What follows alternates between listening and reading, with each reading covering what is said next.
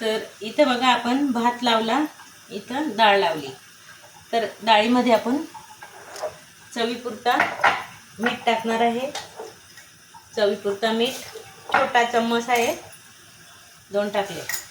चवीपुरता मीठ टाकणार आहे. आणि भातामध्ये सुद्धा आपण हा 1 चम्मच मीठ टाकलेलं आहे, हा 1 चम्मच. तर आता मी तुम्हाला पुढे सांगणार आहे.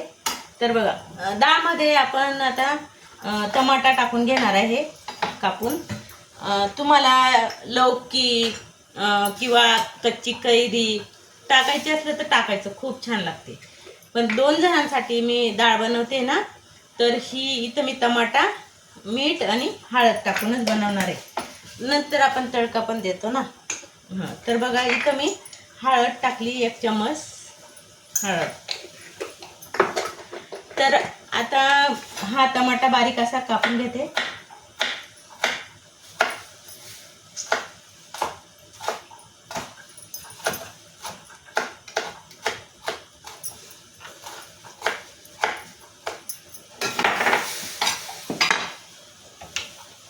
तर हा आपण टमाटा टाकून घेतला.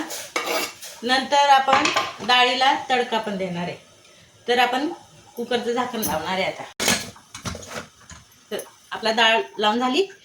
आता भाताचं मी सांगणार आहे. तर हे पाणी छान असं उकळू द्यायचं. आणि आपल्या घरामध्ये समजा लहान बाळ असेल तर त्या बाळासाठी हे चांगले तांदूळ आहेत बासमती, त्या बाळासाठी आपण पेस्ट काढूया. बघा, मी तुम्हाला सांगते. तर बघा, हे तांदूळ मी 1 वाटी घेतले 2 जणांसाठी. आणि आपल्या घरात लहान बाळ राहिलं ना, लहान बाळाला ह्या भाताची पेस्ट पाजायची.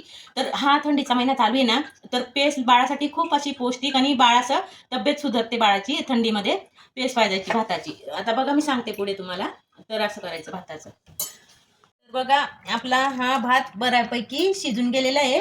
तर आता त्याचं आपण पाणी काढूया. तर बघा, ह्या अशा छोट्याशा वाटीमध्ये मी असं पाणी काढून घेते. असं सगळं काढून घ्यायचं थोडंसं. हे बघा, असं मी काढून घेतलं. आणि आपला भात बघा बऱ्यापैकी शिजून गेलेला आहे, हे बघा. आणि आता वाफेमध्ये एवढा भारी शिजणार आहे ना, खूप छान शिजून जाईल भात. झाकण ठेवून द्यायचं. आणि वाफ भरली का बरोबर जेवायच्या टायमाला एकदम भारी शिजून जाईल. आणि आता आपण बघा, ही भाताची पेस्ट आहे ना, आपल्या घरात लहान मुलं राहतील त्यांना ही पाजायची. हे बघा, ही पेस्ट अशी लहान मुलांना पाजायची. आमच्या तिकडे खानदेशमध्ये म्हणतात की बाळ ना अशी पोंबी धरतं, म्हणजे तब्येत सुधारते. आमच्या भाषेमध्ये बोलतात असं बाळाला, म्हणजे पोमी धरतं बाळ आणि तब्येत सुधारते, बा गुटगुटीत होतं बाळ असं. तर ही अशी आपली पेस्ट. चला, कसा वाटला व्हिडिओ बघा नक्की.